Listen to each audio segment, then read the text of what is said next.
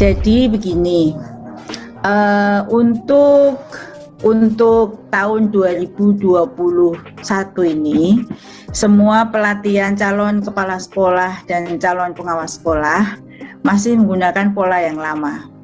Seluruh daerah yang menganggarkan APBD-nya untuk diklat Cakep dan Cawas itu diselesaikan tahun ini. Dan lulusannya masih bisa diangkat kapanpun. Pokoknya masih bisa diangkat. Tahun 2022 seluruh pelatihan calon kepala sekolah dan pengawas sekolah melalui program guru penggerak.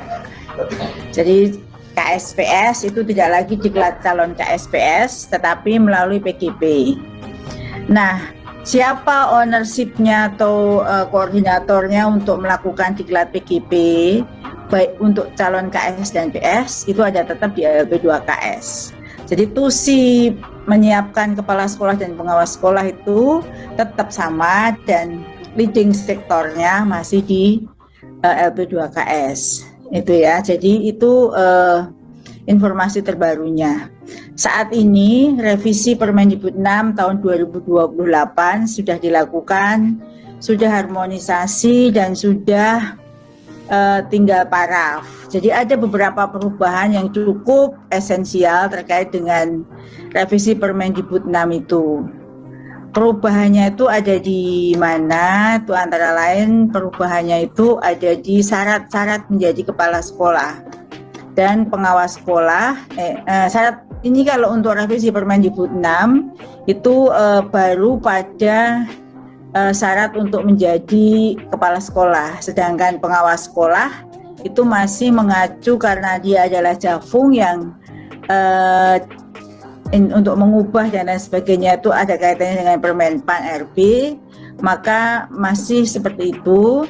Tapi penyiapannya untuk menjadi pengawas sekolah itu melalui program pendidikan guru penggerak.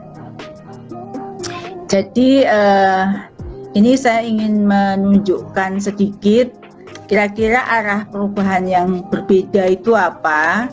Itu di sini yang berbeda antara yang lama dengan yang baru. Jadi persyaratan penugasan guru sebagai kepala sekolah itu seperti ini. Kalau semula kan begini ya, semula kan ini persyaratan 1 sampai 9, kualifikasi akademik, kemudian itu 1 sampai 9, kemudian pengangkatan seperti ini, diangkat ini masa tugasnya itu 3 kali maksimal 3 periode, 1 periode 4 tahun, dapat diperpanjang 2 kali artinya 12 tahun. Ya ini tadi sekaligus, dan untuk masa ketiga dan keempat itu melalui uji kompetensi kepala sekolah atau tadi yang disebut dengan UKKS, yang mana uji kompetensi kepala sekolah berbasis portofolio digital dan itu dilakukan oleh LP2KS. Bagi yang tidak lulus uji kompetensi kepala sekolah, daerah tidak bisa memperpanjang lagi di periode keempat. Ada pertanyaan semacam itu. Itu ini saya sebut saat ini ya, di dalam screen teman-teman semua sudah terlihat ya, saat ini seperti itu. Jadi saat ini yang berlaku Permendikbud 6 ini boleh sampai 16 tahun, tetapi untuk periode terakhir itu melalui UKKS. Dan ini penyiapan dan lain sebagainya seperti ini.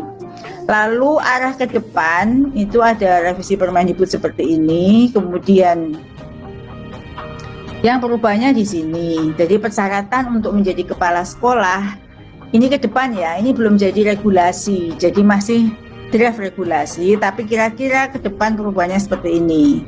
Kualifikasi akademik tetap, sertifikat pendidik tetap, tapi memiliki sertifikat guru penggerak itu menjadi syarat untuk menjadi kepala sekolah dan juga nanti pengawas sekolah.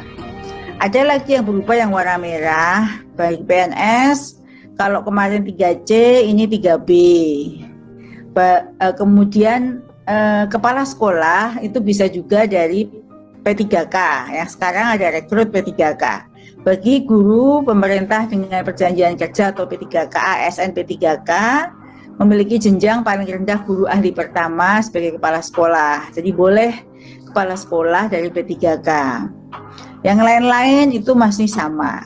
Kira-kira seperti itu. Ini perubahan di revisi Permendikbud 6. Lalu ada juga terkait dengan penugasan. Jadi kalau penugasan ini, penugasan guru sebagai kepala sekolah, kalau yang dulu begini ya, 4 periode, jangka waktunya 16 tahun, kemudian pada dan untuk ketiga, keempat itu harus melalui UKKS yang tadi saya sebut.